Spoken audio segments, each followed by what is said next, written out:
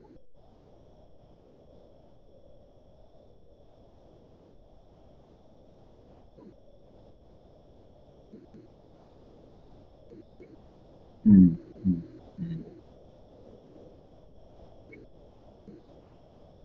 mm,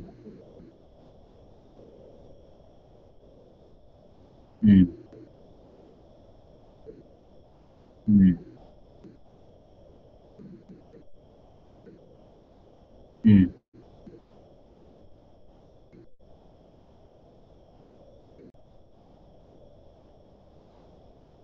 mm,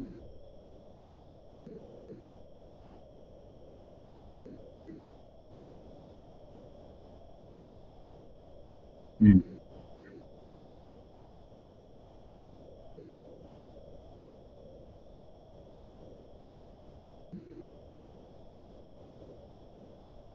mm, mm,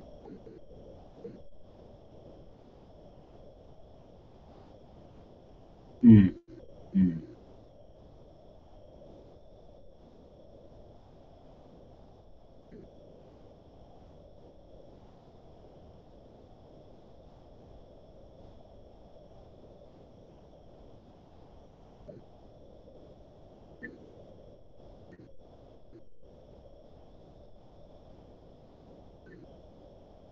mm.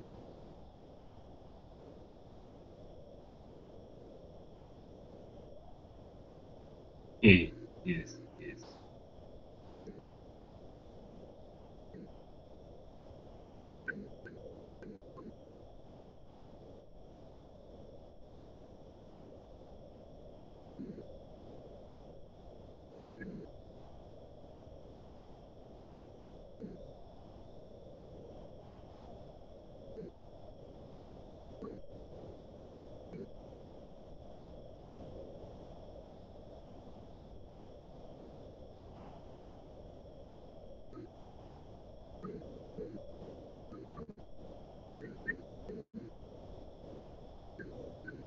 Mm, mm, mm, mm,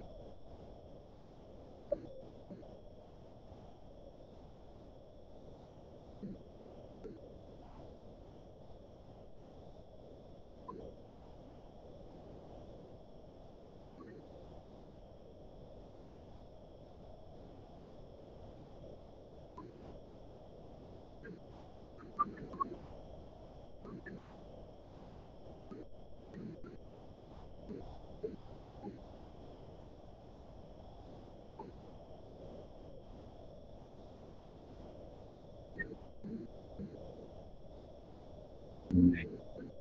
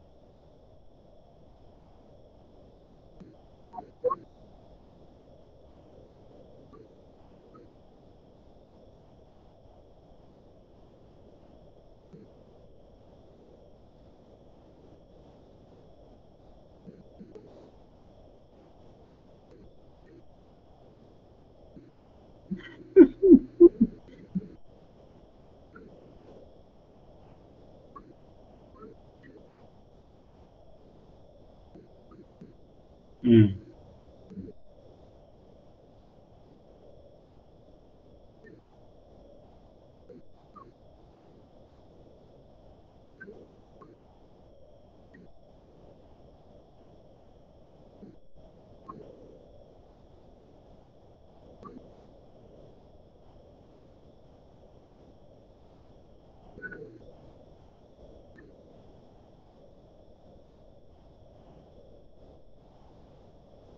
Hmm. But how can it be possible that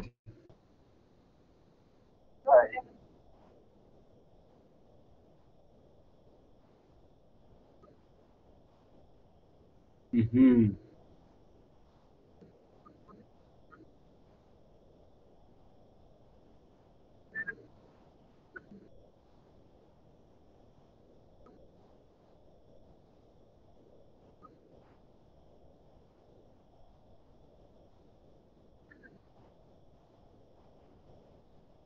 mm, mm, mm.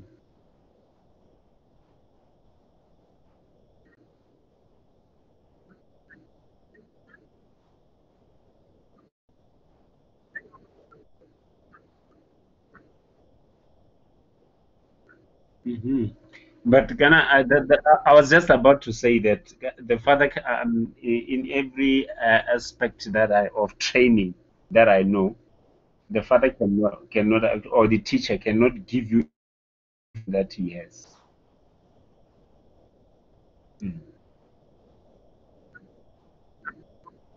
Mm. Or looking at your maturity, how you mature.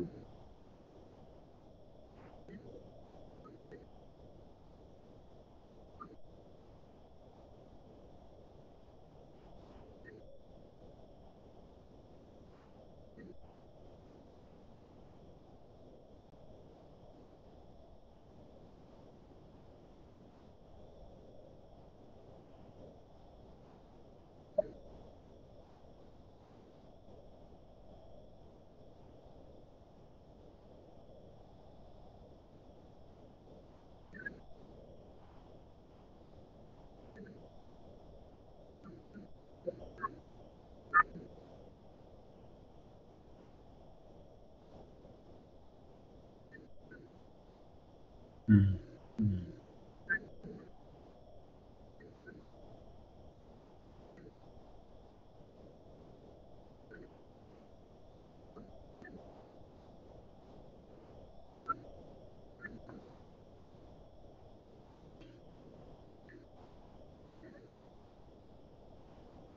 But I think that it is better the father decide by looking at by his own observation. I leave it, let's say, looking at what he the things that again the checks that he I agree every day you have your own checks. This check, and then you said, ah no, he's ready. But if I can decide that I'm ready, then hey, I'm afraid I won't be that ready. Kind of this I think then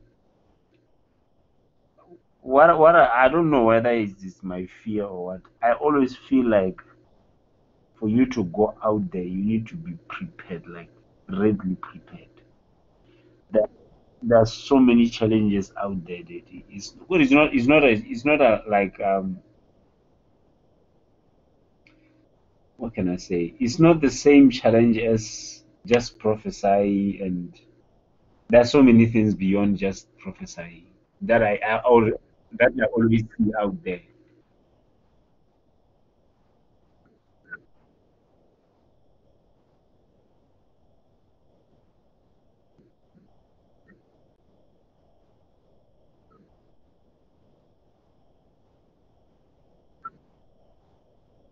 Yeah.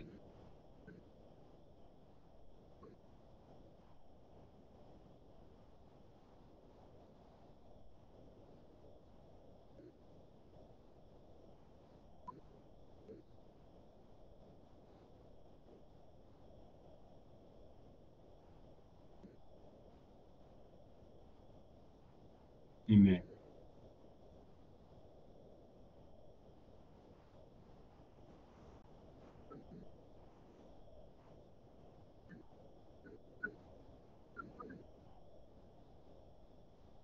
Amen.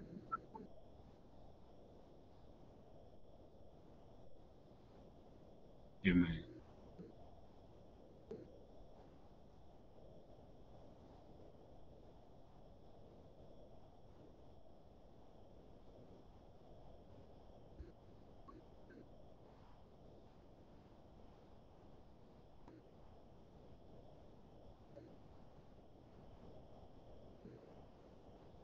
Mm,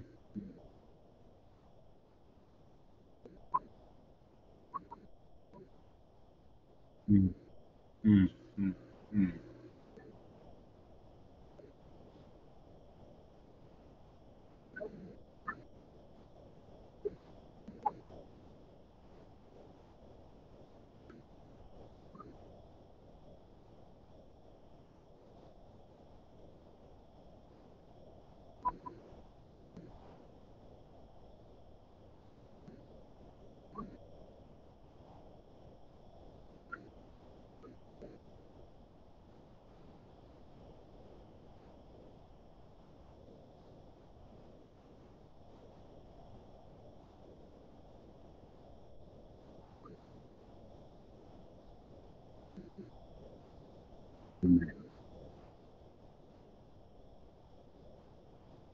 Amen.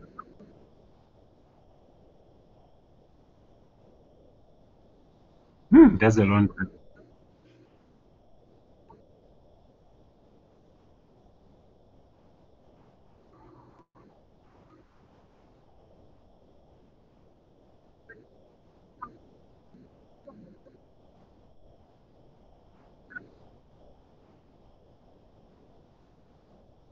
Amen.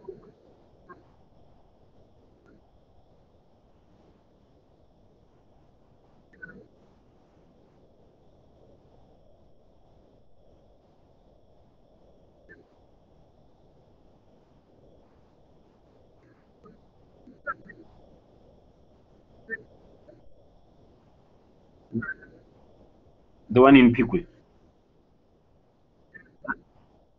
Oh, yeah, yeah, yeah. I know him. I know him. I know him by nickname, Major Lion. Yeah.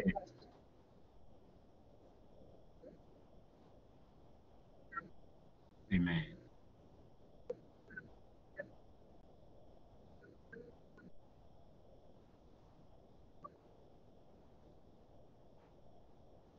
Amen.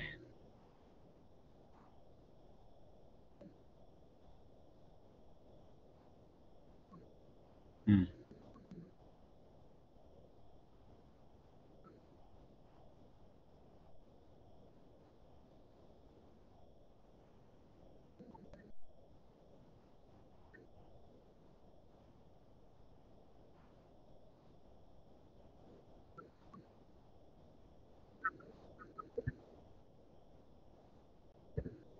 Amen.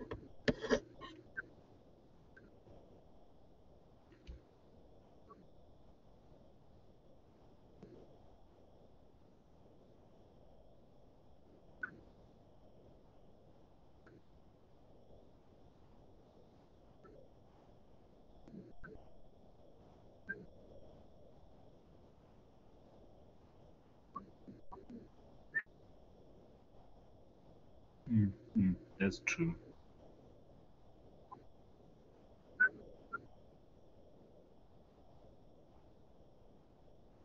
Amen.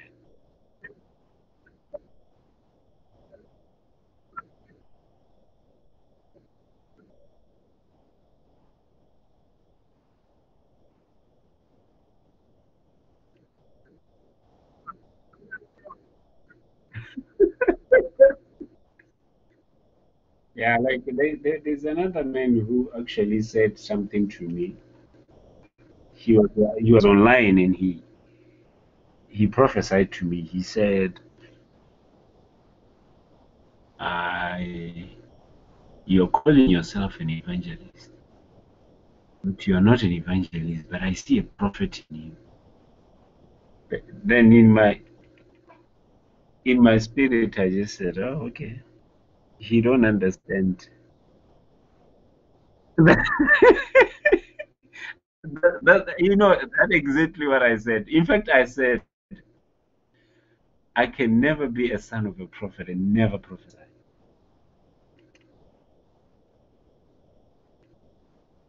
Because the anointing that I carry is from a prophetic house. So how can he not I see that prophetic? Then I said, oh, that he's so well. And then he said something like, I see the gift of healing in your hands, the true gifts of healing. Then I said, wow. I went back to the day you were anointing us. Your words, I listened to every word that you said. Then I said, you see, this is manifestation of the word of impartation. What he's seeing now. And then you are saying that true power of healing. I said, oh, okay. That's how I I actually confirmed and aligned myself very firmly and said, no, no, no, no. You know what? I am not going anywhere. I'm going to stay here and submit under this grace because it is doing what I want. Because Daddy, my prayer, this is the prayer that I've been praying like from, I don't know, the day I knew God. You know, I had this challenge of me being named after my grandfather. And then my grandfather wanted to impart something into me when I, you see, the ancestors, how the African ancestors, after they pass on, they can try to revisit back to their generation and try to give maybe the gift, whatever the gift that they have. But that gift was not a proper gift. He was a spiritualist, and he was healing in that line. He was using that to heal. And then there was this other time when, I don't know, some years back, I had a prophecy in when I was still in ZCC. Did I tell you that I was in ZCC before? Okay. when I used to wear those. So I actually stood. I was there for a long time. So when I was still in ZCC, I had a prophecy, and they said the grandfather, they want to impart, they want to give me their gift, but it is upon me to choose whether I accept it or not. You know what I said? I said, no, I don't want that any gift from a man, especially a gift that is not the gift of God. You know, something, the Holy Spirit actually took me to the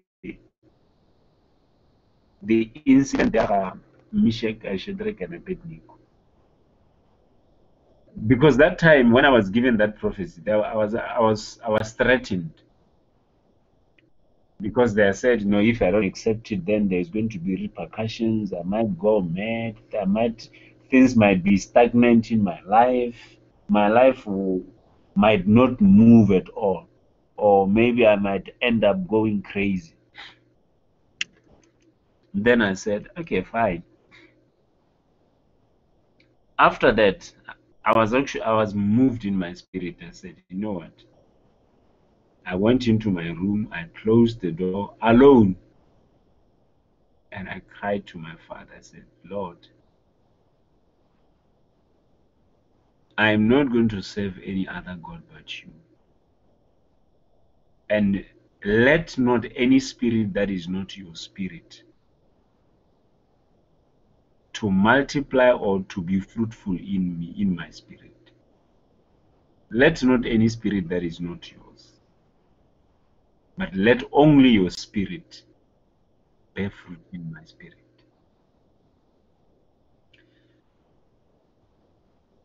You know, after that, I saw the jealousy part of my God, because he's a jealous God. He said, no, I am not going to let you. No, not any spirit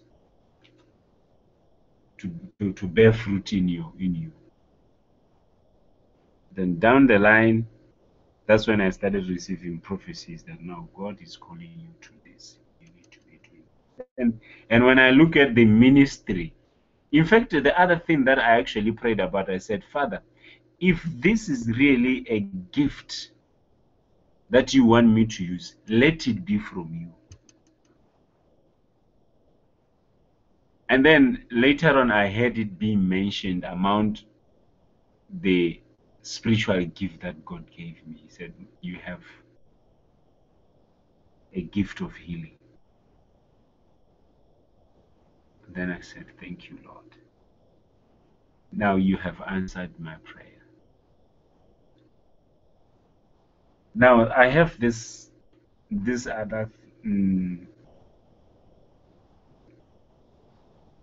I don't know what can I say, something that is actually pricking my spirit almost every day when I think about it, where you find um, people healing and getting money in return. I'm very, I don't know what can I say. It actually troubled my spirit a lot, because I feel like well, I feel like for this, yes, I feel like you're selling the gift of God. But I just feel like, if it is the gift of God, I need to give it free. And if there is any, yes, Daddy. And if there is anything or any sort of maybe honor, let God honor me in His own way. And said, my child, this is your gift, or this is the price of giving free. Because is something that is, I would say, that is close to my heart. I want to move out there, Daddy, and minister to God's people free, without putting any monetary charge on anything.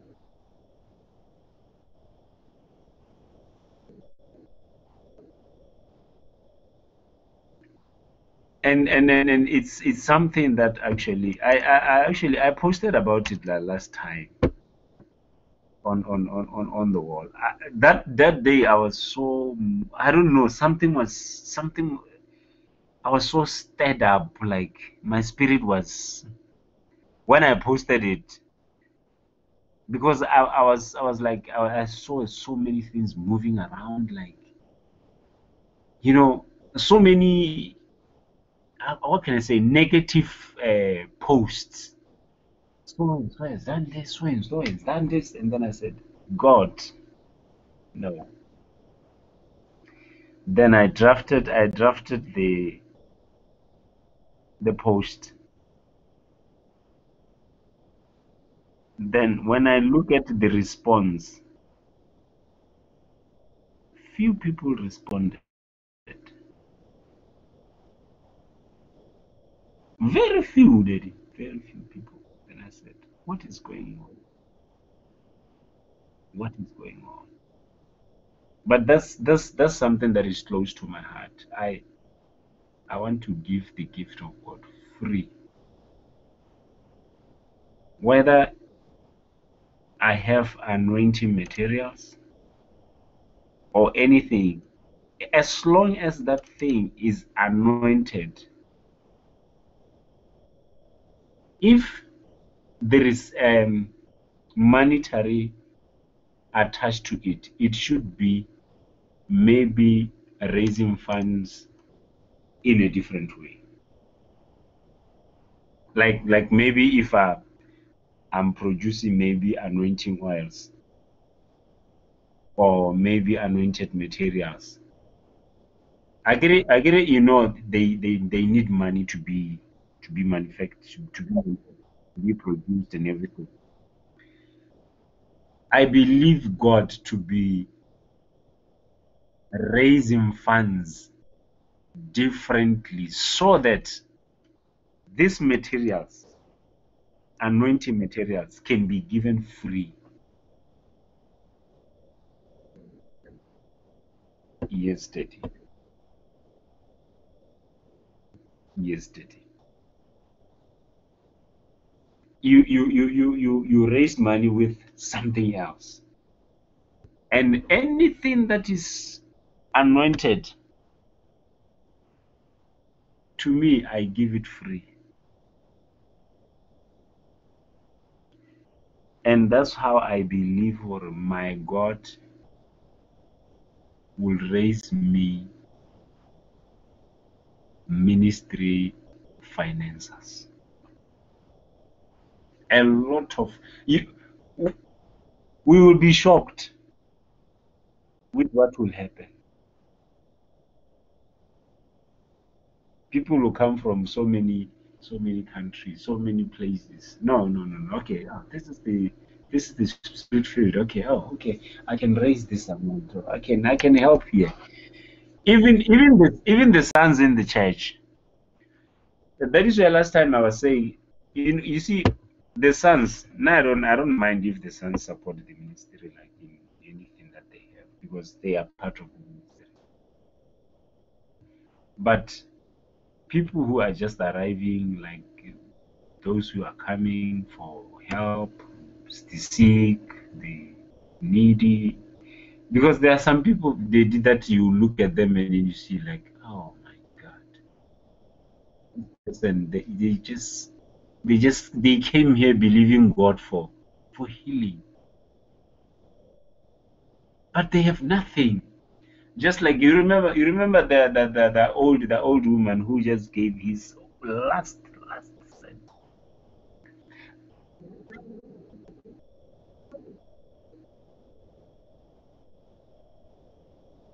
Mama Takom, the old one, the old.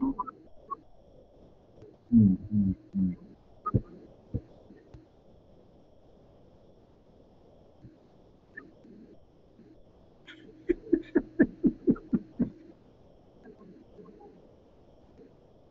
mm, mm,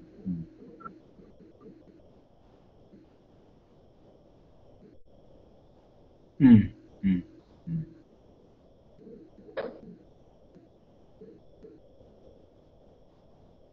mm, mm, mm,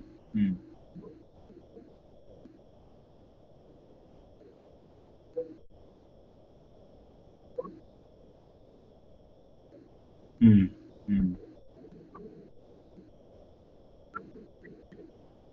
mm, mm, mm,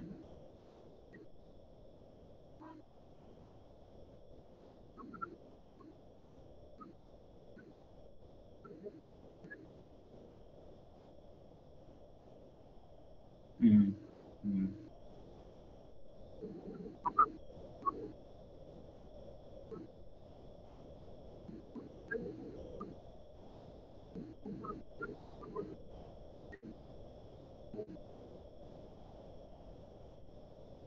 But so somebody is doing that. You know what they are looking at? They are looking at you, how you are to them, and how good that is why Jesus was saying we shouldn't be worried about jackets and everything, what you carry when you're going out there. Because in the ministry, as you go out there, people will provide, will provide, and will provide more than you expect, more sufficient.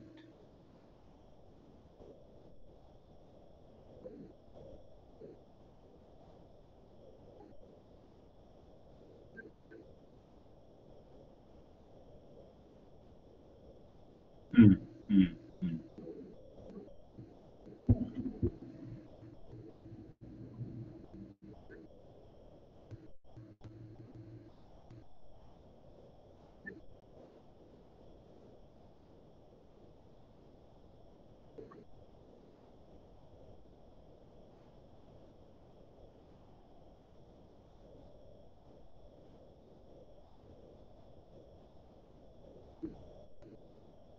mm, mm,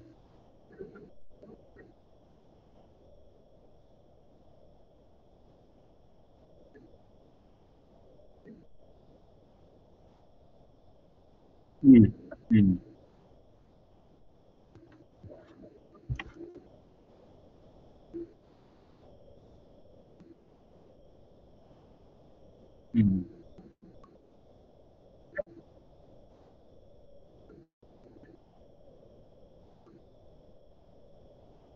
mm, mm,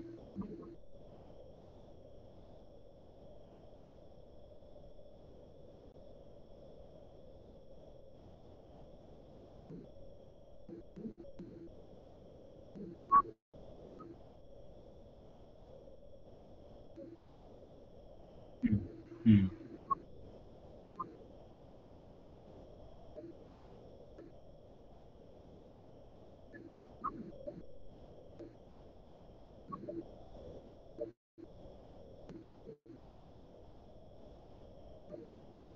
mm, mm, mm, mm,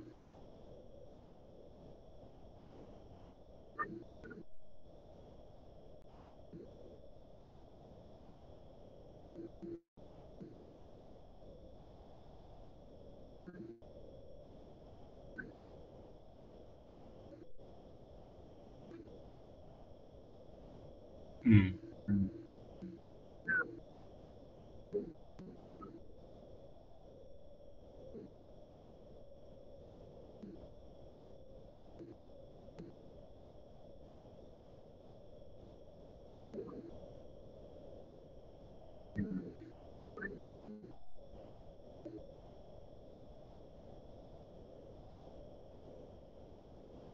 mm.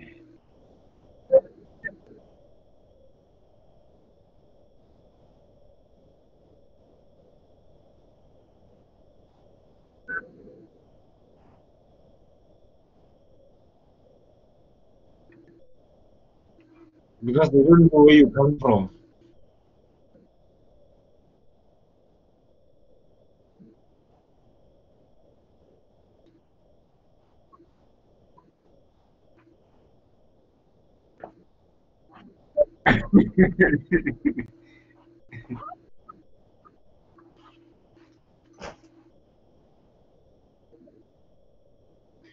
Oh, then it, it,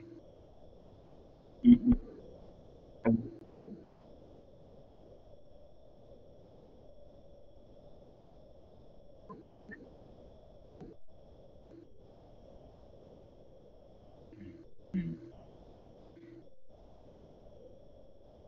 is the gift of God.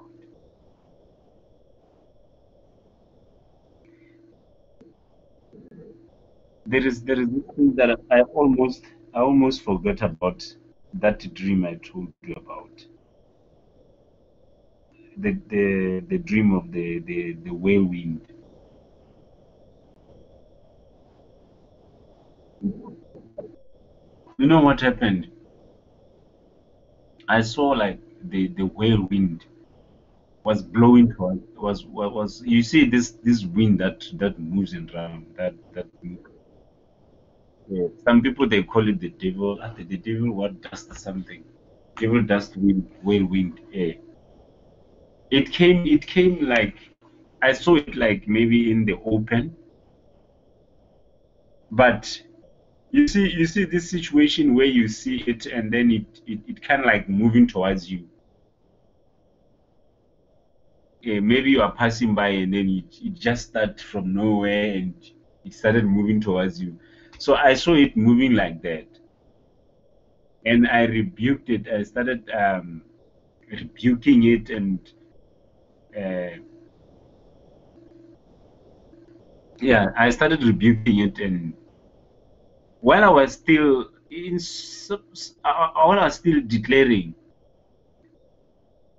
three men came out of just out of it, like literally three men. So even though I couldn't see their faces, and then they started walking, but they I didn't know why they were coming out of that, because after that I don't know whether I woke up or what, because I can't remember what happened with those three men after that, because I could have actually said they after I saw them, this is what they've done, but I've just saw that part when the whirlwind was moving towards me, and I started rebuking it and declaring, and it it couldn't come to me towards me, and eventually those men, They just appeared just from in the middle of it, as if like they are, as if like maybe somebody is just landing from a chopper. Eh,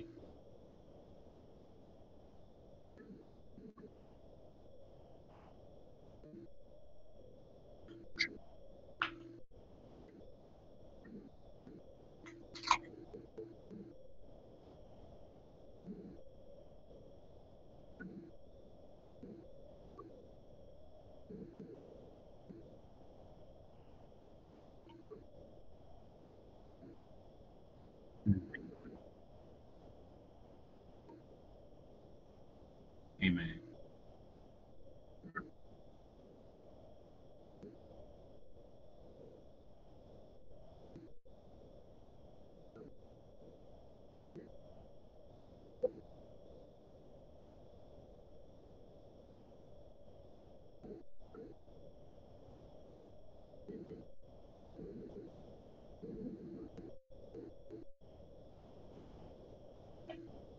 Nehemiah,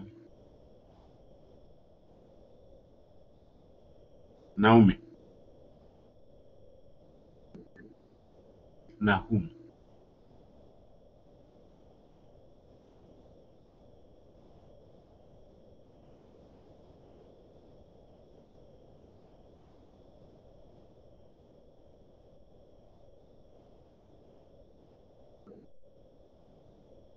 Oh, it's you said verse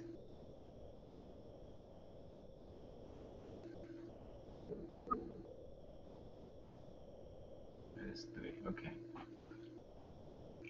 It says, "The Lord is slow to anger and great in power, and will not at all acquit the wicked. The Lord has his way in the whirlwind, and in the storm, and in the clouds are the dust of his feet."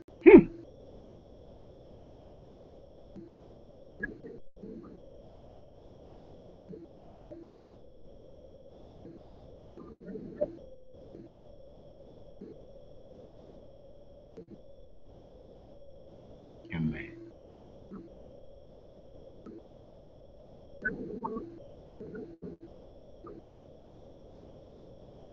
He rebuked the sea and maketh it dry, and dried up all the rivers. What's that? Is it Bashan?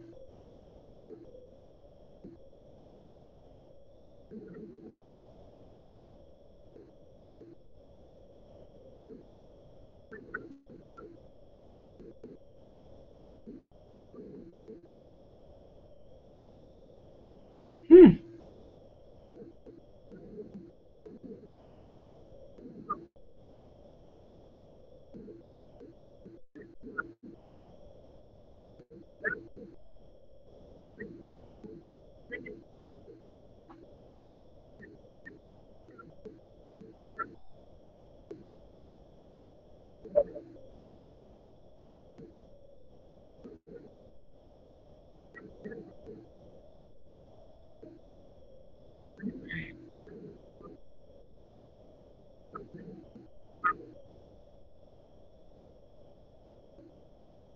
Amen.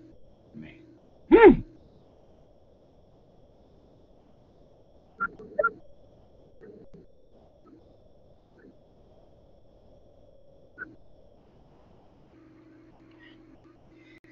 You see this book, Daddy, the Bible. It's too much. You just interpreted this through the through the Bible, and it's exactly. Hey, this is too much.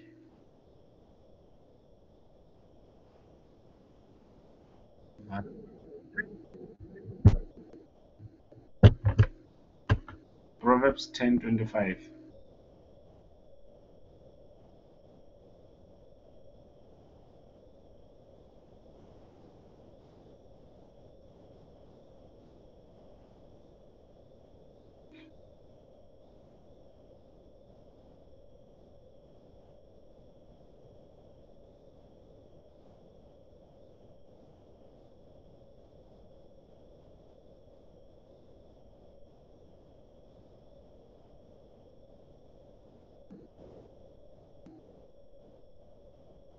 24, 25. You said you said the chapter is chapter 10.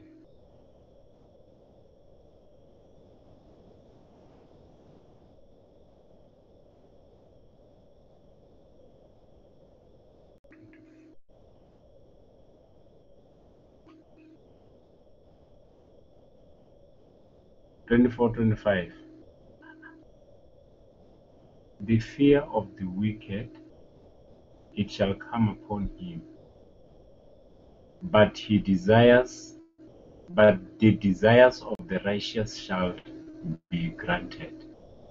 As the whirlwind.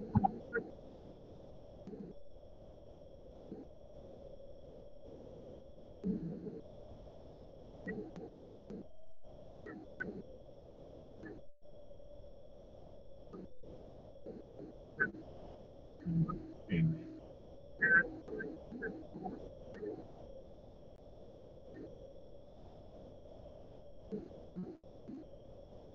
As the whirlwind passeth, so is the wicked no more. But the righteous is an everlasting foundation.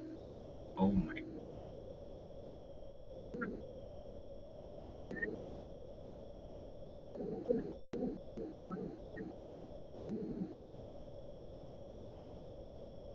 Hey.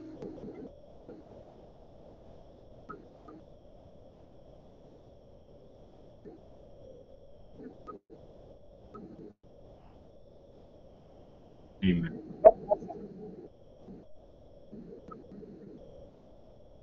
Amen.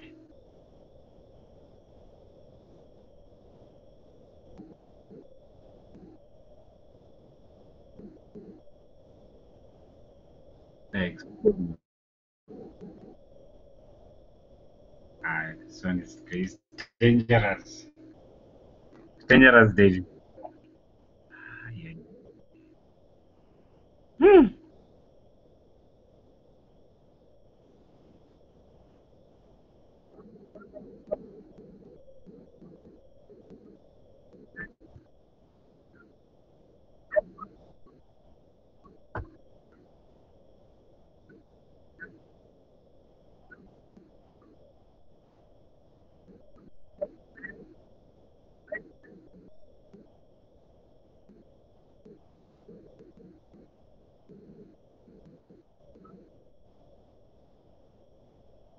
Amen.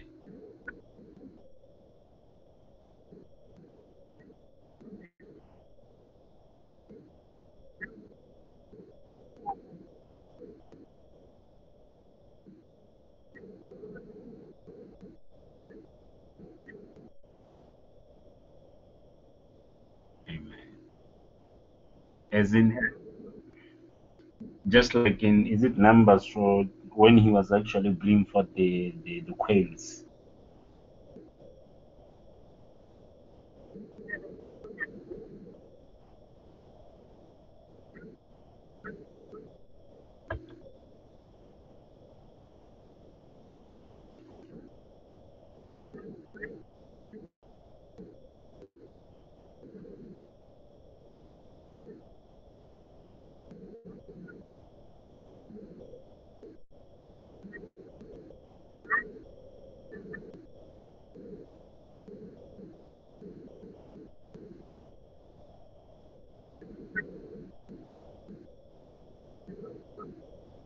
Amen.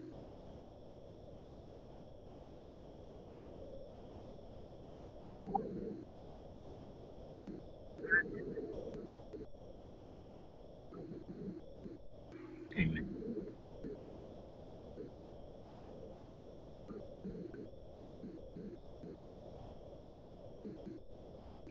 Amen. Amen.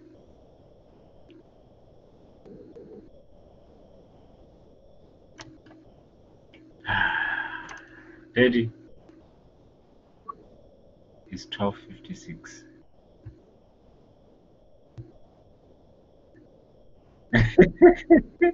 That's almost 2 hours. It was a 2 hour session. I loved that. I'm fed.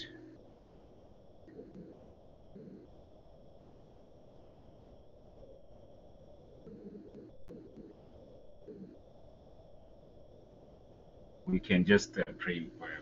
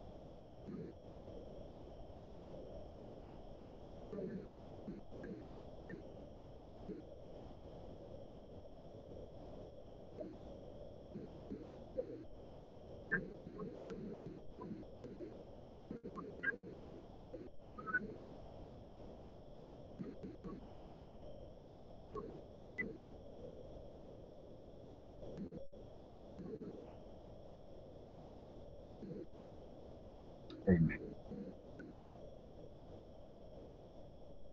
Amen. Amen. Amen. Thank you, Daddy.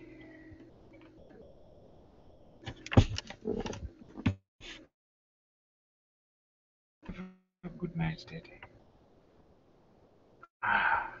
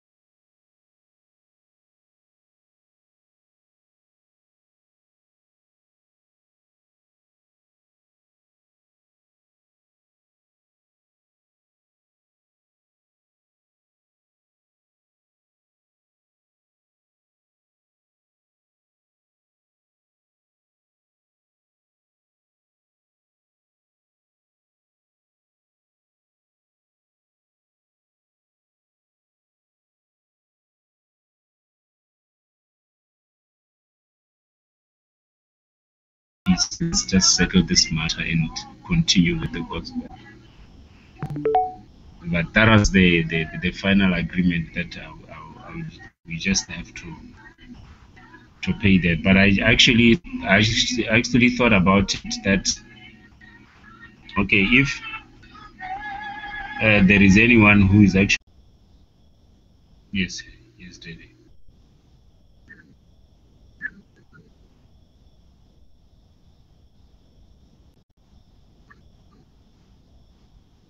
Okay.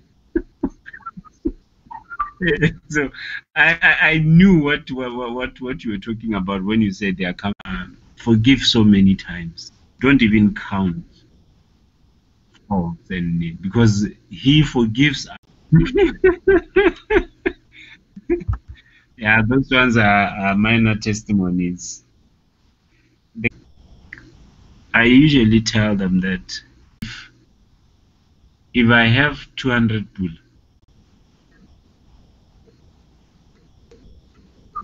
numbers of people who are just passing. Gaborone to the Takani just for the service. Just for the service, the father cannot, or the teacher cannot give you that he has.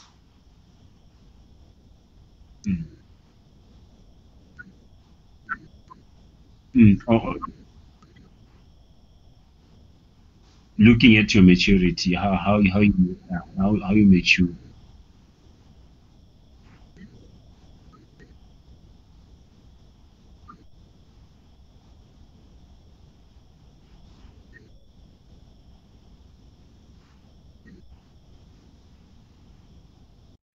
The anointing that I carry is,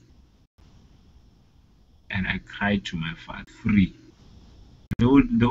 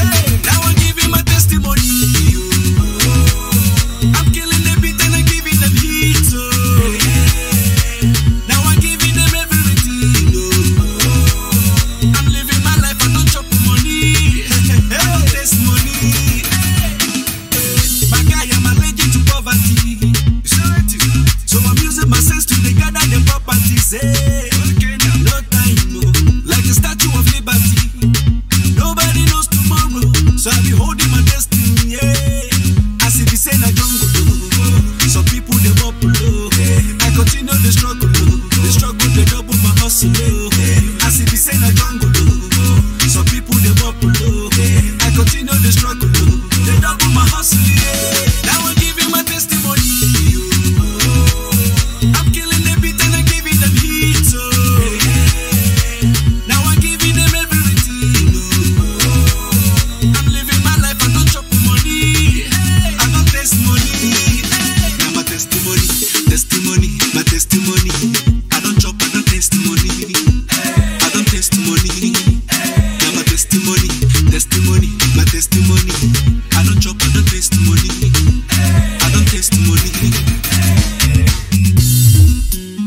m'appelle chop money. It's good to be saving for rainy days. Nice one, but it's not easy. Life is so delicate. Oh, oh. So make una see me as evidence. Baba God now my confidence. Yes, His blessings are endless. So as if He say na jungle. Some people they bubble. I continue the struggle. The struggle they double my hustle. As if He say na jungle. Some people they bubble. I continue the struggle. They double my hustle. Now I'm giving my testimony. I'm killing the beat and I'm giving them heat. Now I'm giving them everything.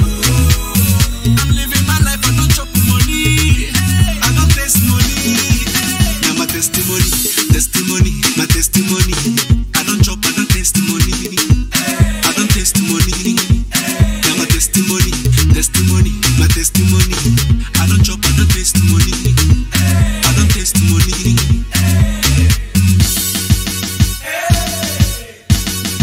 Testing 1, 2, 3. Ok.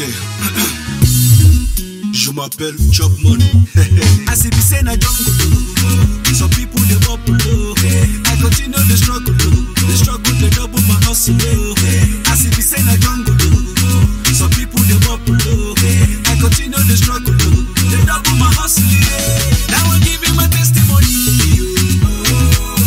I'm killing the beat and I'm giving them heat. Now I'm giving them everything. I'm living my life. I don't chop money. I don't taste money. Now I'm giving my testimony. I'm killing the beat. I'm giving them heat. Now I'm giving them everything. I'm living my life. I don't chop money. I don't taste money. Now my testimony, testimony, my testimony. I don't chop, I don't taste money. I don't taste money. Now my testimony, testimony, my testimony. I don't chop, I don't taste money. I don't taste money. Now my testimony, testimony, my testimony. I don't chop, I don't taste money. I don't taste money. Now my testimony, testimony, my testimony. I don't chop, I don't taste money. I don't taste money.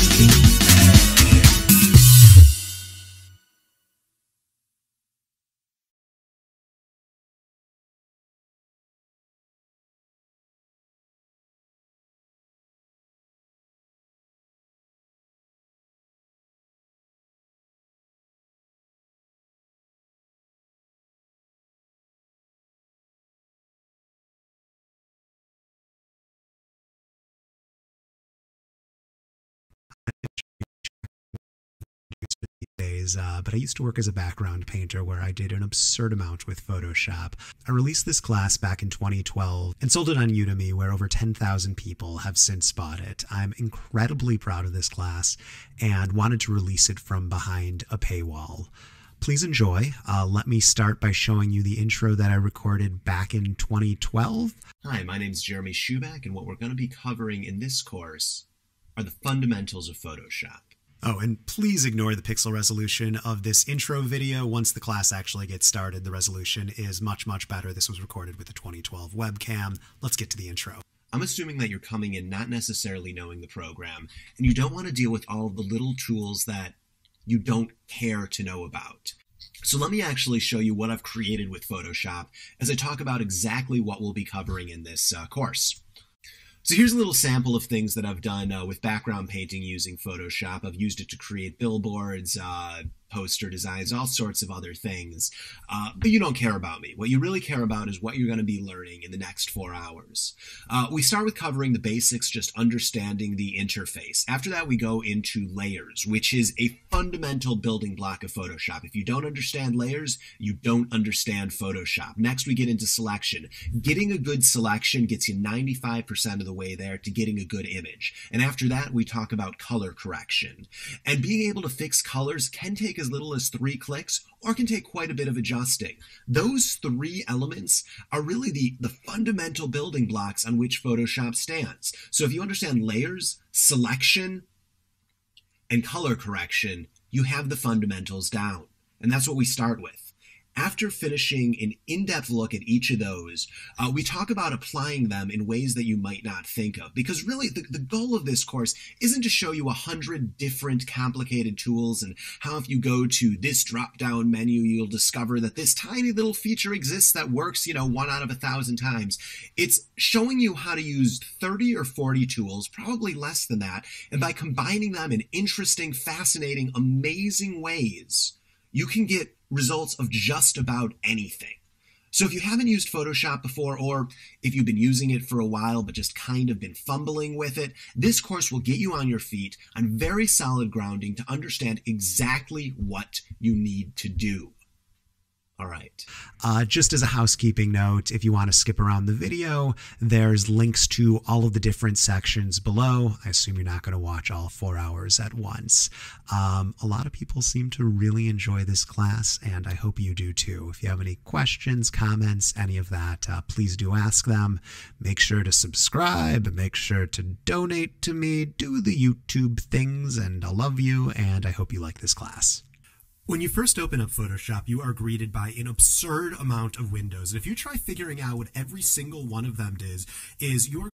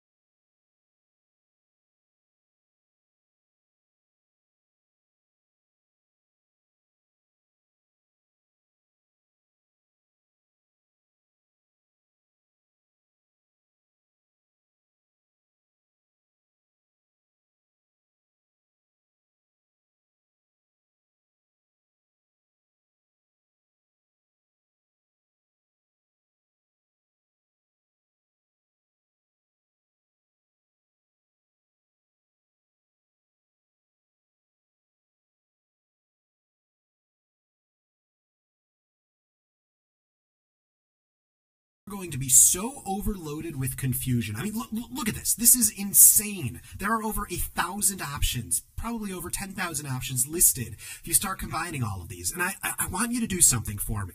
Ignore them. Ignore this absurd amount of stuff on the top, on the side, on the right. I want you to only care about 3 things. All right, quick pause. If you're looking at your Photoshop interface and seeing that you have a different version, know that I recorded this at Photoshop CS6 back in 2012, but I'm uploading it today because everything that I'm talking about is timeless techniques that have to do with Photoshop. And anywhere where the interface is different, I'm going to call out. I'm going to be like, hey, pause, Photoshop CC, it looks a little bit different right here. I want you to only care about 3 things. One is the toolbar, and this is where all of your tools are. These are the tools you're going to be using in order to change images around. One of them is the canvas, and we don't even have a canvas yet. So if I go to File, New, and say, okay, we now have a canvas. And the last thing is the Layers palette. So I see that it says Layers right here, so I can click this. If you can't find where it says Layers right there, just go into Window, Layers, and then it will pop up just like that. Now, if you're having trouble finding just about anything, all you need to do is go into Window, and if you know the name of it, it's probably going to be listed right here.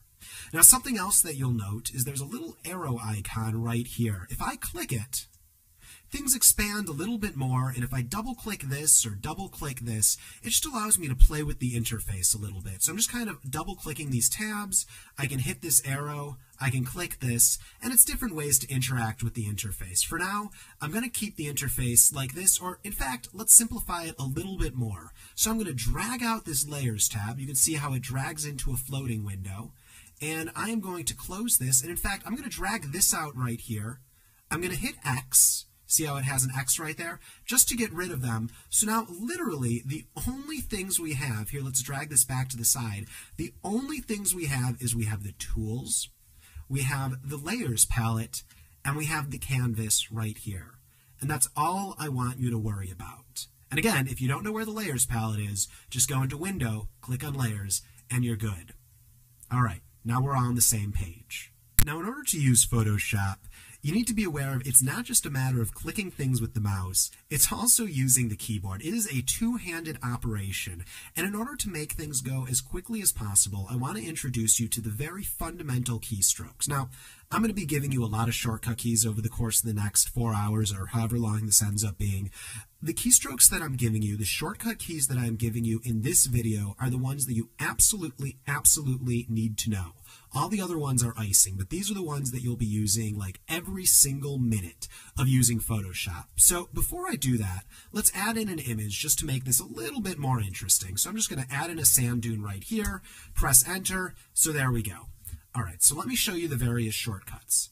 The first shortcut that I want you to know is Control minus. If I hit Control and then minus, we're able to zoom out. All right, quickie 2018 time out. Throughout this course, I use the phrase control, and I just want to be clear, if you're on a PC, that's what it is. It's control plus whatever you're using. If you're on a Mac, which I feel like most people are in this day and age, when I say control, I mean command. There's 2 keys that are down there. Here, let me show you an old-timey keyboard. I bet this is overkill, but, you know, why not? Old-timey keyboard. I want you to be using this, this key whenever I say control, and this thing that actually says control on it, just never use that. That's a thing you never use. So whenever I say control, if you're on a Mac, I actually mean this key. Okay, we're good? Great, let's keep going. Zoom out is Control minus. You'll notice that I have it showing up on the screen right here. That's just a little program I have to make it easier for you. Control plus allows us to zoom in. So there we go, zooming out and zooming in. Spacebar, if you click and hold down the spacebar, you can pan around the image. Got it? Hold down spacebar, click, and pan. If you hit Control 0, you can have the canvas fit to your screen. So if I zoom out a bunch, and then I hit Control 0, it all fits to my screen. Same if I zoom in, I pan around a bunch, Control 0 fits to my screen. Let's say that I move this a little bit around, and I decide, oh, I want it in the center. Control Z undoes that action. So Control Z undoes and redoes. In Photoshop CC, actually Control Z works a little bit differently. If you do a series of commands and then you hit Control Z, 1, 2, 3, 4, it actually undoes every action that you do. So in older versions of Photoshop, it will undo and redo, but in Photoshop CC, every time you hit Control Z, it works the same way that you'd expect it to work in Excel or Word or whatever other program you're using. And then to redo that action, you can actually hit Control Shift Z. Let's get back to other shortcuts. And in fact, let me give you a few shortcut keys that you probably already know, but are good to know just in case.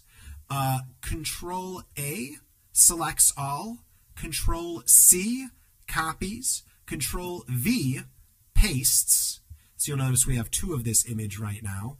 So if I were to press Control A, and then Control X cuts, and then Control V still pastes. So we have Control C for cut, Control C for copy, Control V for paste, Control A for select all, and Control X to cut. So if you want to see all of those listed right here, all you need to do is go into Edit, and you can see paste, copy, cut. Now, I imagine, and undo. I imagine a lot of you, if you've been using Word or any programs like that, already know those few shortcut keys.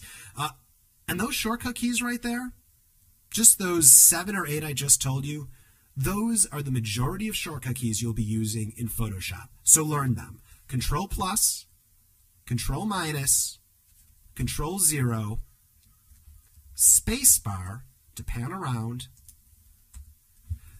Control Z to undo, Control A to select all, Control C to copy, Control V to paste, and Control X to cut.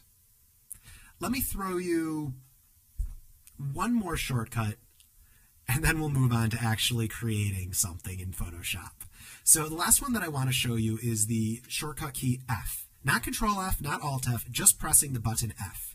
If you press it, you change your screen mode. And what I mean by that is you go from it looking like this to, if you hit F twice, to it looking like this. Now, I tell you this for 2 reasons. One, if all of a sudden you're looking at your screen and you have no idea what you just did because your screen is looking like that, where are my windows, where is everything, it's probably because you accidentally hit F. So that just changes your screen mode right there. The other reason I tell you it is because I really like using the button F. So I'm going to tell you that right from the start. One more shortcut key, Tab. If you accidentally hit Tab, or if you purposefully hit Tab, it gets rid of all of your palettes, all of your tools. So if all of a sudden your tools and your palettes disappear, it's probably because you hit Tab. So those are the major shortcut keys that you want to know just right off the bat. Let's actually start creating an image. So let's say I wanted to create a business card. First thing that I'd do is I'd go into File, New, and create a new document. 3 by 2.5 inches in the size. Actually, let's go to US paper and set this at 3 by 2.5 inches, and we're going to ignore all of this stuff down here and press OK. Just want to call out that in 2018, the interface looks a little bit different, but I think you're able to map on that old interface to this new interface without completely losing your mind. Oh, the print thing's up here. It's totally different. What am I going to do? All right, let's get back to it. Now, the first thing I'm going to do is I'm going to add in some text. So I'm just going to click right here, and I'm going to say, I don't know, Sandy Dune. And let's say Sand Dune Salesman, and then say 1, 2, 3, 4 Street Lane, a very specific place, and give him the phone number of that. There we go. Fantastic. In order to commit these changes, I'm going to go back to the Move tool. So you'll notice that what I did is I went to the Text tool in order to create some type. Here's a quote about sand dunes. So I did that in order to create the type, and then I went to the Move tool in order to move it around. And if I had added some type, and blah, blah, blah, blah, blah, and then I tried to move it just right here, I'm not able to, because I need to be on the Move tool in order to move stuff around. And in that same way, if I tried to edit this text, so I'm double-clicking this right here, but I was on the Move tool, I'm not going to be able to do anything. I need to be on the Text tool in order to edit the text. So there we go. Sometimes people will accidentally be in the Text tool, try to edit it, and instead they select outside of the text. So that's not helpful at all. If you accidentally do this, you can just click that text and hit delete. Make sure that, look at the cursor, make sure that it's changed from this to this. And then that's telling you that you're able to change that text. So let's actually make this a little bit more interesting. I'm going to go up here. Now, whenever we go to a different tool, this part, which is called the options bar, changes. If we're on text, it becomes text options. If we're on the Move tool, it becomes Move tool options. We want text options. I'm going to double click this, select it, and let's make it bold. So there we go. We're going to make it a little bit bold. And let's decrease the size of this right here. And in fact, I want to actually decrease the amount of line spacing between this. And I'm looking at it, and there is no option to do that right here. So if you don't see any options at the option bar, there's a couple of places that you want to look. One, try right-clicking. Sometimes that gives you something. In this case, nah, that doesn't do anything at all. The next place to look is there a window specifically made for that tool? In this case, there is. For text, it's called the character window. So if either you can go to Window, Character, or there's actually a button inside of the options bar right here. So I'm just going to click on it, and you can see, I went to move this and it disappeared. So I'm going to go to Window, Character, or I'm just going to click right here. It pops right back up. So what's happening? Why do we have all of this junk right here? And when I move it, why does it disappear? The reason for that is we have a lot of windows, a lot of palettes that have been anchored together.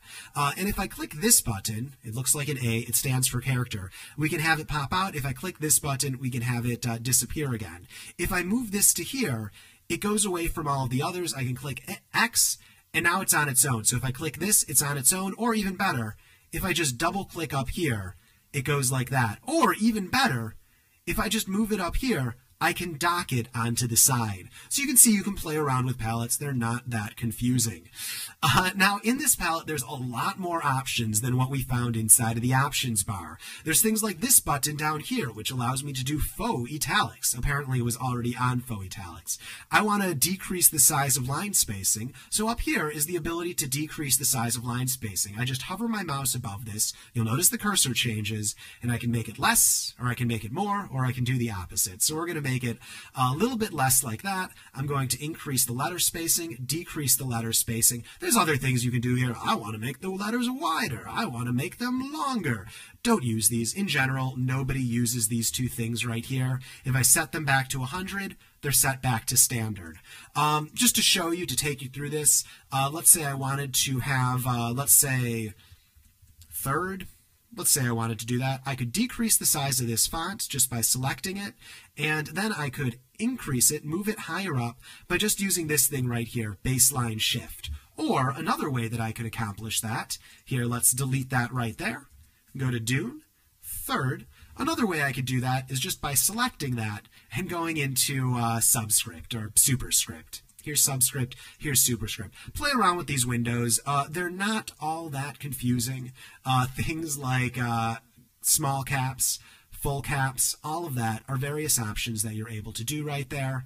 I feel that's enough for text. You can basically figure out how to do it from there. Let's move on to adding images inside of this canvas. Let's add an image to this currently very lackluster business card. In order to do that, we go into the Finder, we click, we drag, and it's added to the business card right there. So I'm just going to kind of move it over to the side like this, and we can do whatever we want with it. So let's say I wanted to move it up here, I could. Now, one thing to keep in mind is in order to move this image around, I need to be using the Move tool. If I am on any other tool and I click and drag, it's not going to work. So make sure you're on the Move tool in order to move it around. Now I want to make this a little bit smaller. And in order to do that, we need to use the Transform tool, which is actually not a tool at all. It is going into Edit and clicking on free transform. Now pay attention to this right here. Over here it says Control T, which is to say if I were to hit Control T, I could get the same thing to happen. I don't want to overload you with more shortcut keys, so we're just going to go into Edit, Free Transform. When I do that, a box appears around this image, and I can click on a corner. Notice how the cursor changes when I go to the corner. I can click on the corner and I can decrease it in size. Now we run into a bit of a problem right here.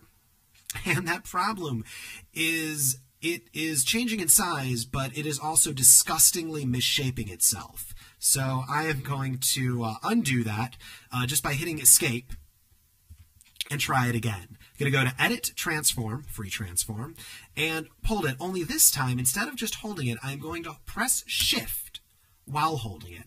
And that constrains the proportions. Now, the reason that we need to hold down Shift is in order to constrain the proportions. If you press different shifter keys, so Shift, Alt, Control, on just about any tool, they're going to adjust the options of what you're able to do. So, for instance, on this tool, if you were to try pressing Alt, or if you were to try pressing Control, there's all sorts of other things that you could do. Now, in this case, we don't want any of this, so I'm just going to press Escape. A lot of times, because like what Shift does and what Control does and what Alt does, change from tool to tool, a lot of times because there's so many different options, people get a little bit confused. And what I'm telling you is if you try to constrain the proportions and instead you get this happening, don't worry about it. Just hit Control Z to undo and try a different tool. Try a different key. So if you pressed Alt instead of Shift, no worries, just hit Control Z to undo it. And then if Control didn't work and Alt didn't work, hit Shift and that will work. So really all you need to remember is that there are modifier keys that affect each of the tools. You don't need to memorize Control does this, Shift does this, Alt does this. Just remember that there is a key that allows me to do this, and try one. If it doesn't work, just press Control Z and try the next one. You don't need to memorize all of this at once. Slight change in Photoshop 2018. Even without holding Shift, it constrains the proportions, and actually Shift does the opposite, and it causes you to do all of this. The point of this video is just to say that all of the different modifier keys do different things, and if you click them, weird stuff happens. But fortunately, moving your image by default isn't going to ruin it if you hit Free Transform in 2018. But please do play around with all of those great modifier keys. So this looks pretty good to me. I'm going to press OK. And that looks great. And that's how to add an image. So if I click and drag on this text, now you'll notice that I'm trying to click and drag on this text, but it's not working. Why is that? Oh, I'm clicking and dragging up here, but instead of it clicking and dragging this text, it's still clicking and dragging this layer, which isn't really helpful for me. The reason it's doing that is up here, I'm on the Move tool. In the options bar, the Auto Select checkbox is unchecked.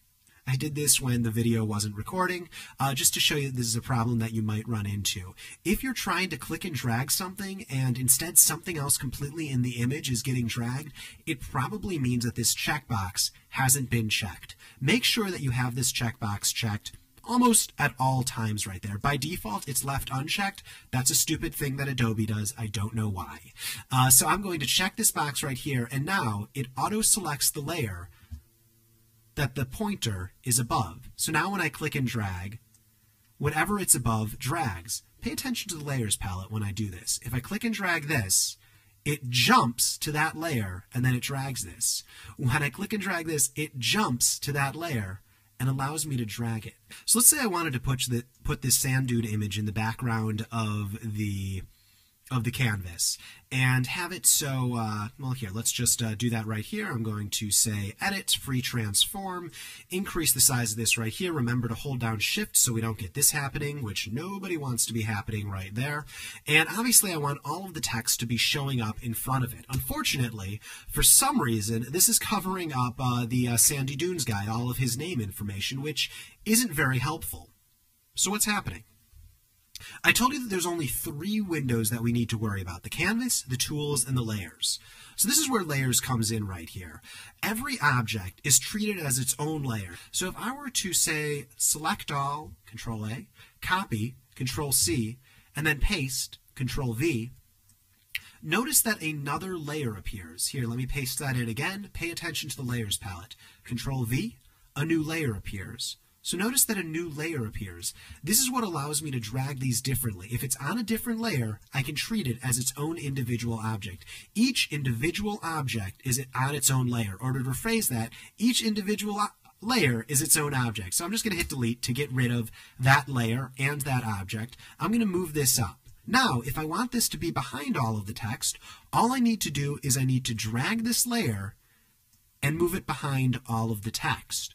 Now, it's a little hard to see this text right here, so what I can also do is up here, I can decrease the opacity of this layer, which is exactly what I want to do in this case. Let's say I wanted to add another image. So I'm going to go here, and let's add a little bit of a lake. Looks good. I'm going to decrease the size of it. Fantastic. Wonderful. Hit OK. You'll notice what happened is this lake got set up as its own layer. If I had another lake, here, let's add in another lake. When I drag this in, this is yet another layer. And if I wanted this lake to be behind this lake, all I need to do is drag it down here. Starting to get it?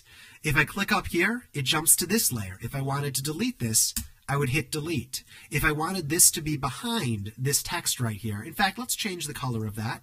And let me just select all of it, go to color, make it red just so it's easier to see, press OK. Here's a quote about sand dunes. If I wanted to make this go behind the image, let's say I put it up here. I'm going to use my arrow keys to nudge it a little bit. If I were to move it down here, it would go behind the image. So the layer stacking order determines the order that you see them in the stack. The furthest at the bottom means it's the furthest at the bottom. Like the lower it is, the further it is behind. It's as if one is on top of the other on top of the other. I think that makes sense. I'm pretty happy with that explanation. There's a couple of other things I wanted to show you about layers, and then we'll get into a bit more confusing stuff. There's a little eye icon right here. You can click it on and off in order to see it and not see it. So if I just click this on and off, it just turns it on and off. If you want to completely get rid of a layer, all you need to do is drag it to the trash can down here. So you'll notice there's a few icons down here. They allow you to do all sorts of stuff. Let me grab this image. You'll notice when I click on it, it immediately makes it so this is the layer that's selected. If I were to drag it down here, it would delete it. Let's undo that.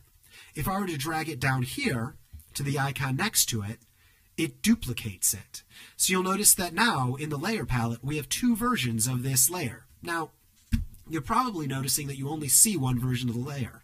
The reason for that is one object is directly on top of the other one. So if I move it, now we're able to see both of them.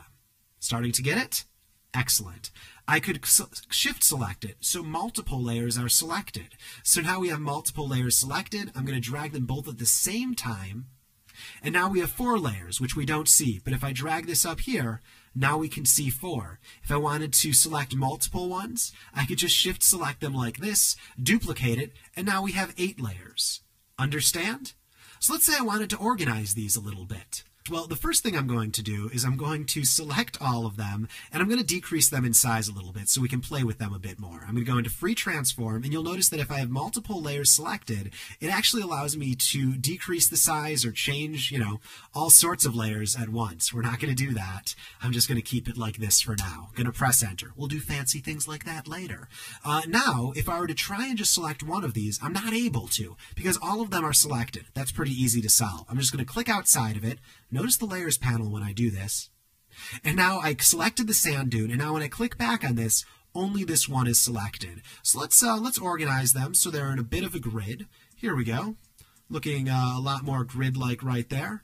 I'll actually want to get 9 of them. So in order to duplicate this, I'm going to drag this down here and duplicate it right there. But I want this to be a perfect grid. It's not really working. So I want to select, first thing I want to do is let's turn off these bottom 6. So I'm going to turn these off. Oops, did that wrong. I'm going to turn this one off, this one off, this one off, this one off, this one off, this one off, and there we go. So now we only have 3. Let's drag this down here, and this down here. In order to line them up, I would select all of them. Now I could try doing that by holding Control and selecting all of them in the Layers palette. But that's not all that intuitive. I like looking at the Layers palette as little as possible. The other way to select these 3 layers is by clicking on one, holding down Shift, and then clicking on the next one, keeping Shift held down, and then clicking on the next one still. And you'll notice that when I click on them, they get selected in the layers palette. So again, all I did was I clicked it, I hit shift, I held down shift, and I clicked, and now all 3 layers are selected.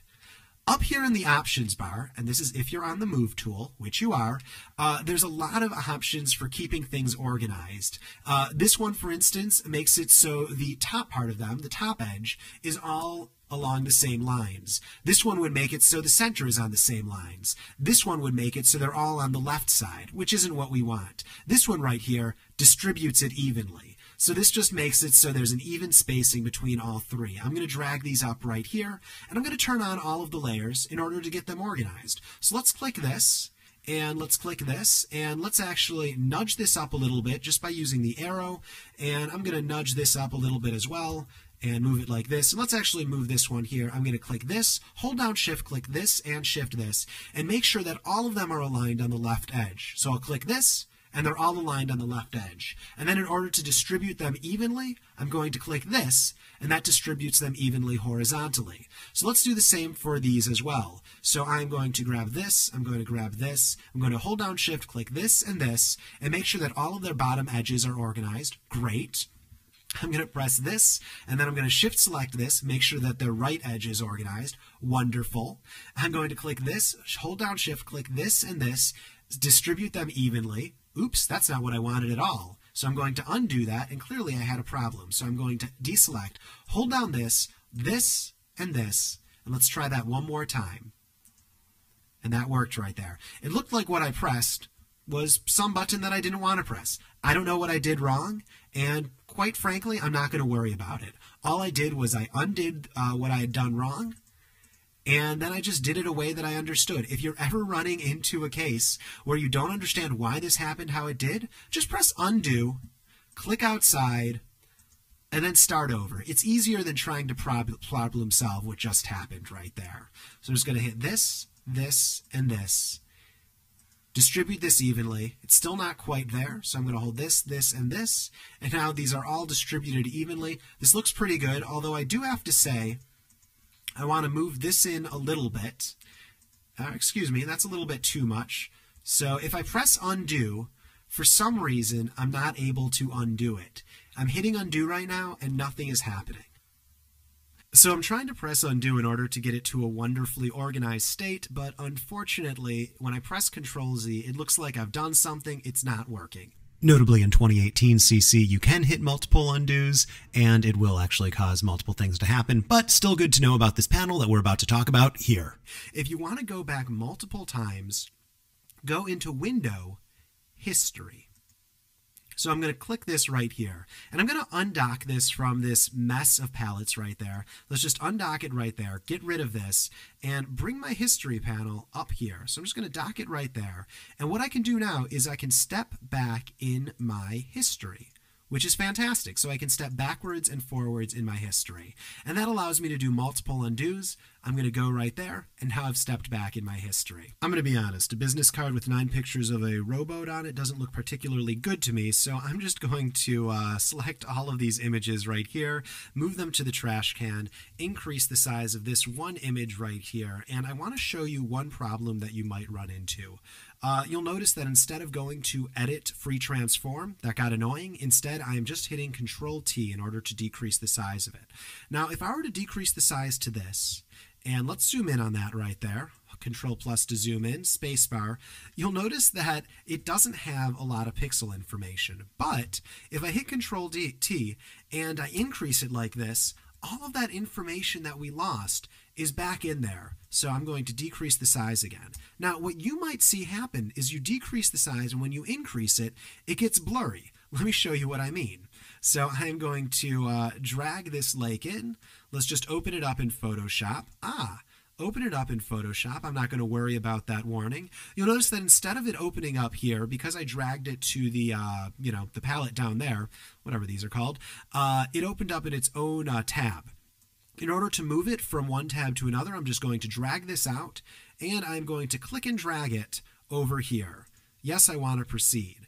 Let's undo that, and actually go back to this window. Let's say you have it up here. The other way to do it is just to click and drag it, go to that tab, and that's another way to do it right there. But I find that a little bit more confusing, so either way works. Let's close this tab right here. Now, if I decrease the size of this image, Control T to transform, decrease the size of this right here, and let's zoom in right here, and we can see that we don't have a lot of pixel information.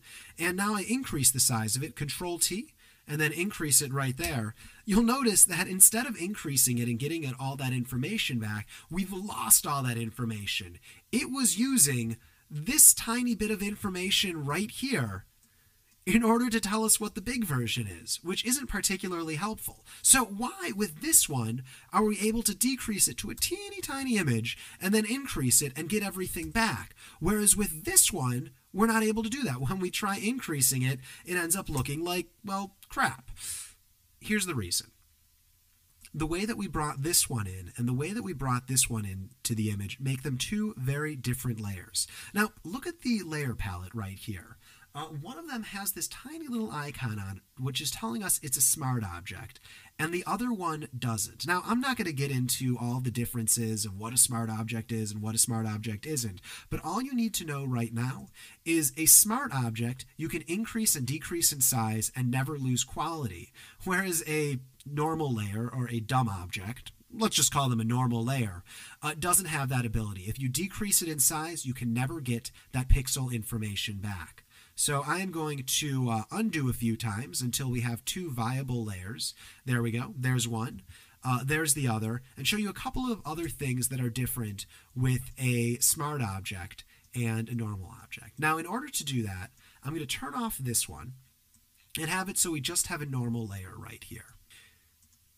Now, I haven't shown you this yet, but what it is it's the Make a Square tool. It does more than that, but for now, let's call it the Make a Square tool. If I click and drag, I can select a part of an image, and then if I go to the Move tool, I can move whatever is inside of this square to another place that I want. Or let me do undo. I can copy it, I can paste it, and now it creates a new layer of just what's inside of that square right there. So the Make a Square tool is very nice in that way. If I were to go to, here we go, if I were to go to our Smart Object layer and do that same thing, so let's create a square and then use my Move tool and then try to drag it, I'm not able to do it.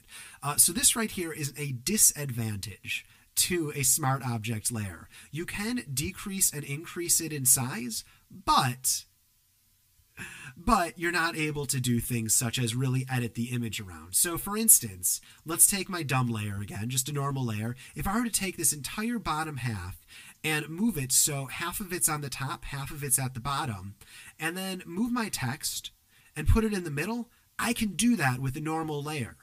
But with the Smart Object layer, I'm not able to split it in half like that, at least not in any simple way. So that's the difference between a layer that's a Smart Object and a normal layer. All right, so the question that I'm sure you have right now, don't worry about how I'm doing multiple undos at once. It just speeds things up for demonstration. Let's not bog you down with information that you shouldn't need to care about. Now, the thing that I'm sure you're wondering right here is, okay, so why is this one a normal layer and this one is a Smart Object? The reason for that is if you drag an image directly into the document, I'm going to hit Enter, it becomes a Smart Object. Let's delete that, or let's bring it to the top of the layer stacking order, and then let's delete it. However, if you drag it into Photoshop, it opens up as its own document, and then you move that document into this palette, it just sets it up as any old layer. So you can switch something from being a Smart Object to not being a Smart Object, and the way to do that is by right-clicking and saying Convert to Smart Object. And you can also turn something from being a Smart Object to being a normal layer, and the way to do that is by right-clicking and saying Rasterize Layer. But for now, I just wanted you to know the difference between these two things. Essentially, a Smart Object, you can increase and decrease in size and never lose any information, and a normal layer, you can move things around as you want to your heart's content. And listen, this is just a small showing of the sort of things you can do with a normal layer. But if you decrease it in size, you've lost all of the information. So I just want to make that clear, the difference between a Smart Object and a normal layer. I'm going to be honest, this business card is looking pretty awful so far, so let's actually get into doing things with that. I'm going to make it so all we have is this layer, and let's make that a normal layer, or we'll just keep it as a smart object right there. I'm going to delete all of the layers that we don't really want, and let's just make it so there's a simple image and a simple set of text. But before we do that, I'm noticing something. And what I'm noticing is, wait a sec, this isn't the size of a business card at all. This isn't the dimensions of a business card.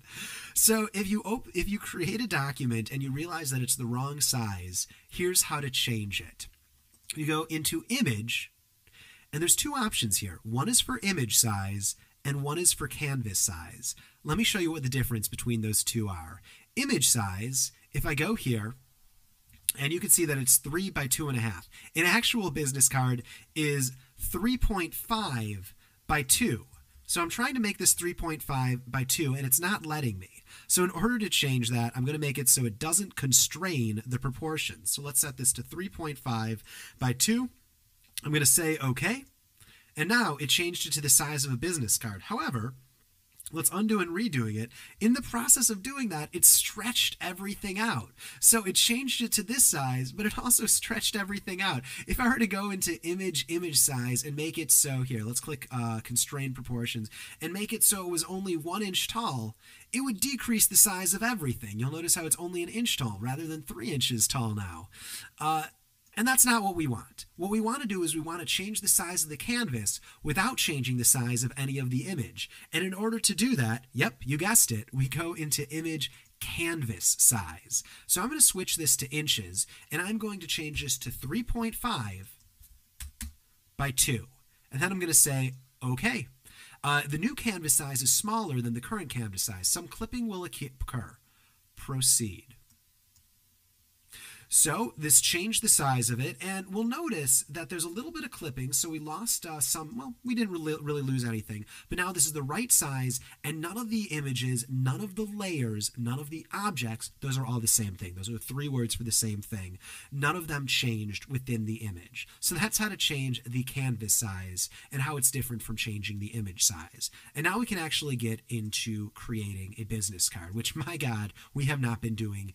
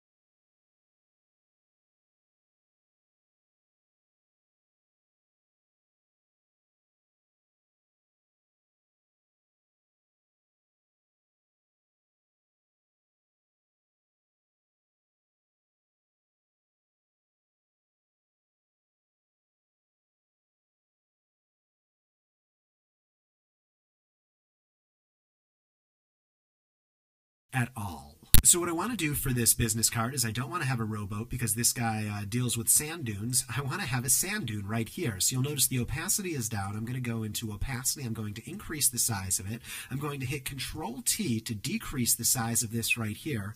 Here we go. That looks good. And I want to have 20 sand dune pictures along the top of this business card. So in order to do that, I could go here and I could duplicate them one by one, drag it down, get it snap, click both of these, drag these down.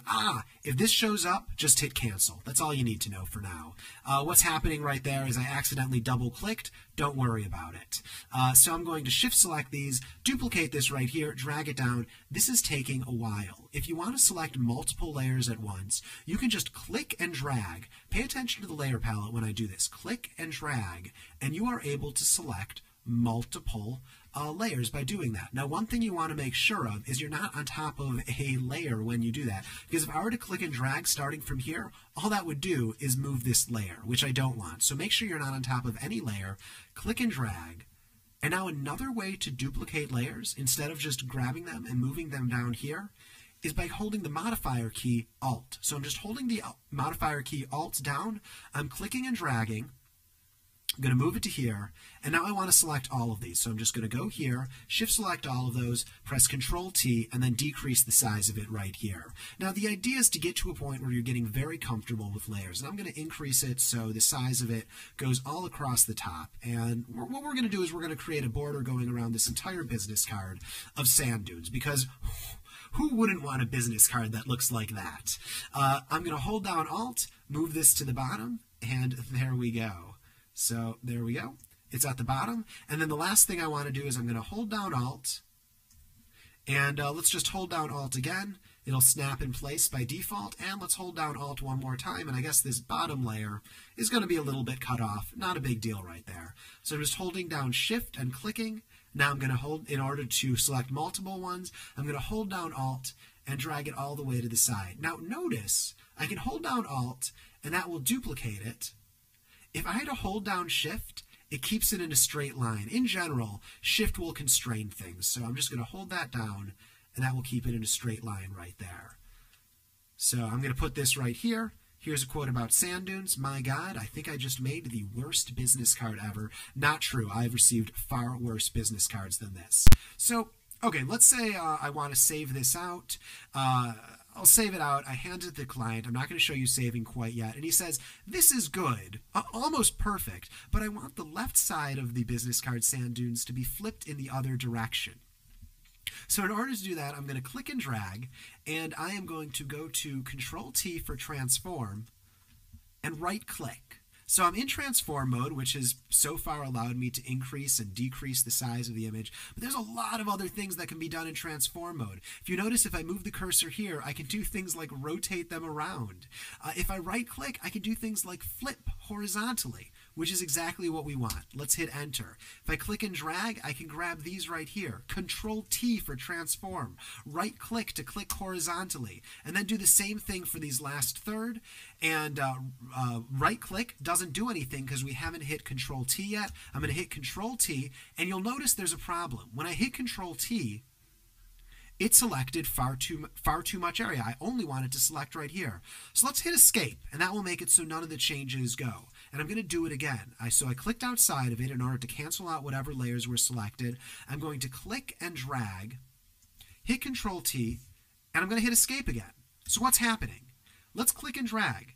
What's happening is it also selected this part that has the text on it. So in order to get rid of that, I can do a couple of things. One of them is I can find it in the layers palette, hold down Control, click it, and then that layer will no longer be selected. That's a bit confusing. The other way to do it is to hold down Shift inside of the canvas, click, and then it won't be selected. If you hold down Shift, you can add and subtract layers from the selection.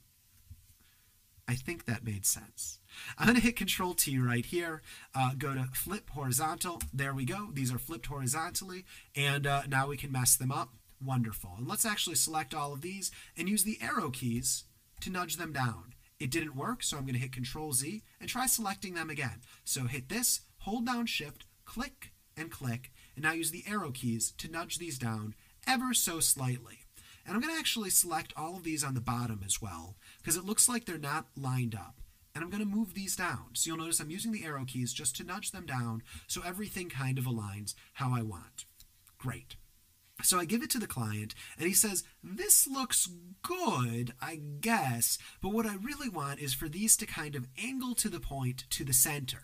And I say, oh, that's a terrible design choice, but you're the client, and I am a pushover, and that's a good example for showing you a Photoshop demonstration of the transform tool and things with layers, so okay, Sandy Dune.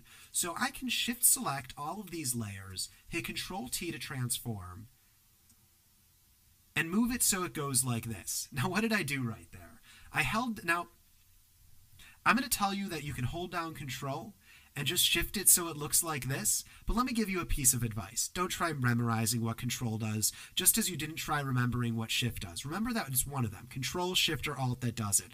Do this the first time. Don't worry about it. Hit Control Z. I'm telling you, if you hold down Control, you can get this happening, which is pretty cool. I'm going to hold all of these, do the same thing for this. Control T, move this to here, have it snap into place. Do the same thing for all of this. Have it snap into place. And all I'm doing is I'm selecting all of them. I am hitting Control T. I'm holding down Control, and I'm moving it so it goes like this. And then I'm going to shift select these, move them up a little bit, and I want to actually move them to the back of the stacking order. So I'm just going to click and drag, so they're now at the back of the stacking order, and do the same thing for these. I'm just going to move them up a little bit, there we go, and move them to the back of the stacking order. And now let's move this into the center. We'll move this right here. Give this to Sandy Dune. He looks at it and says, this is all right, I guess, but what I really want, and then he gives me another command. Now, I'm kind of getting sick of this guy. I'm not going to lie, because what he says is he wants these to be at the bottom and these to be at the top, or maybe at a strip in the middle.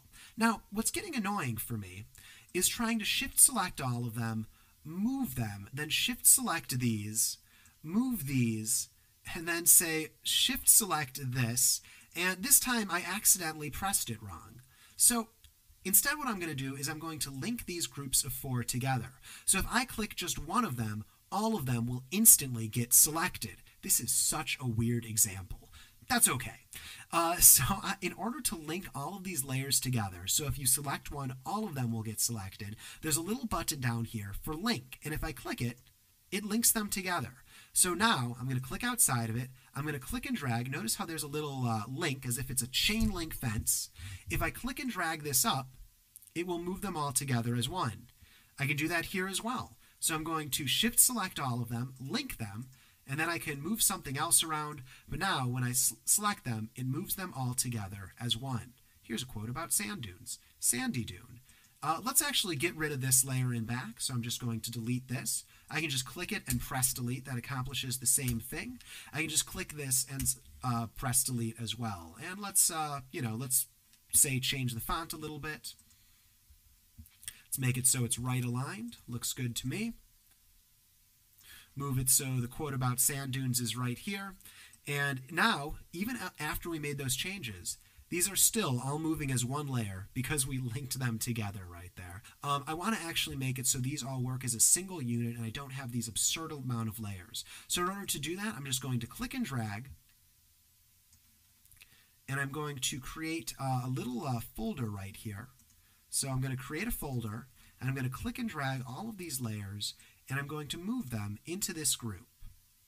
So now, instead of an absurd amount of layers, we have a group that we can turn off as a collective whole. Now what I want to happen is I want to move this group as one. So when I click on this area, I want all of it to move together. Only that's not what's happening.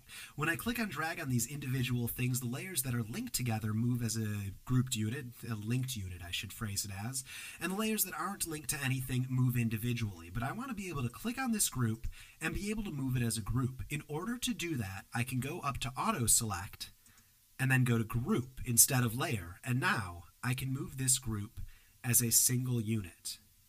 And now when I move this down here, this moves down here, and this moves over here.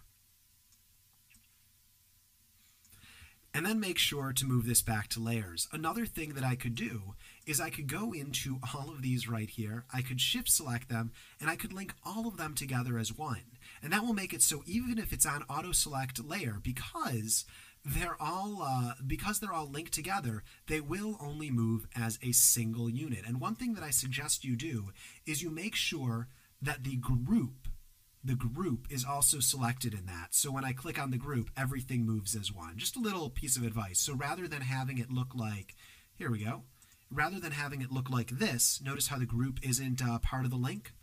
Make sure that that's part of the link as well. Now let me show you one more thing that you can do. If you right-click, you can merge these layers together, and they all become a single layer. And now, instead of it being a group of different things, it is all in a single layer. It is all a single object. Now, in some ways, this is great. This is great because you can move it as one thing. However, let's say the client gets back to you and says, hey, I've got another stupid idea of how to change this truly horrible business card. I don't like the perspective middle part of it right there. Just take that out, man. I like sand dunes. So let's say he says that. Now, because you have linked these all together, you are not able to easily move this section out. The only way to move that section out is to use the, create a square tool, move it right there, use the move tool, and then, move it over here and, get rid of it right there. And that's not great. I mean, here, if I were to go to delete this right here, I'm actually, for some reason, it's moving. It's moving everything. Take a look at this because this is very crucial for understanding layers. Let me go over what I did right there. I used the Make a Square tool. I moved a section of it over here. And then I went to move this section again to delete it. So let me here, select, deselect. I went to move this section right here, and the whole thing moved. Now I told you that each layer is treated as a single object, which is to say that everything on this layer is considered a single object. Here, let me increase the size of what those layers look like so you can see it in the video. This is all, everything in this is a single object. If I wanted to separate this out into its own object, I would use the Make a Square tool, cut it out with Control X, and then paste it in with Control V. And notice what happens when I press Control V. It pastes it in on its own layer. So now it's able to be treated as a separate object. Now, this is the reason why you don't necessarily want to merge layers together. It makes it so it's very hard to edit them individually. If I were to, for instance, try to select this part right here, I would press Copy, and I'd run into a problem. Whenever you're having a problem, the first place to look is ask yourself, are you on the wrong layer? And if you look at this, you can see that I'm on this layer, and I want to be on this layer. So I click it, and I don't select it. So I click it, I clicked it, now I'm going to click and drag and press Control Copy. Nope, I'm still on the wrong layer. The reason I didn't change layers when I clicked right here is because I was using the Make a Square tool rather than the Move tool. In order to switch which layer you're on, I'm going to go to my Move tool, and then I'm going to click, and you'll notice now it's switched to the right layer. And now when I hit Control X and Control V, this appears on its own layer. However, I did the selection wrong. I created a problem, and that's the sort of thing you're going to run into if you merge everything together. So that's one reason not to merge everything together. So let's put these back together again. I'm going to move this up here. Just going to move that up here, and I'm going to move this right here. And now they're all together again, or at least I think they are. However, if I go to click and drag them, they don't move as a single unit. And the reason for that is each layer is treated as its own separate object. So if I want them to be treated as a single layer, I need to shift select all of them, right click, and merge these layers together. And now they're treated as a single object. Now let's undo a few times. I'm just going to undo to before I merge them all into a single layer. There we go. I haven't shown you how to do a multiple undos. Don't worry about it. For your sake, you can just go to the history panel and do it that way. It just stepped through, went backwards in the history panel. If I still had them as separate layers, all I'd have to do is shift select all of them, click the link button, and then I could very easily move them around.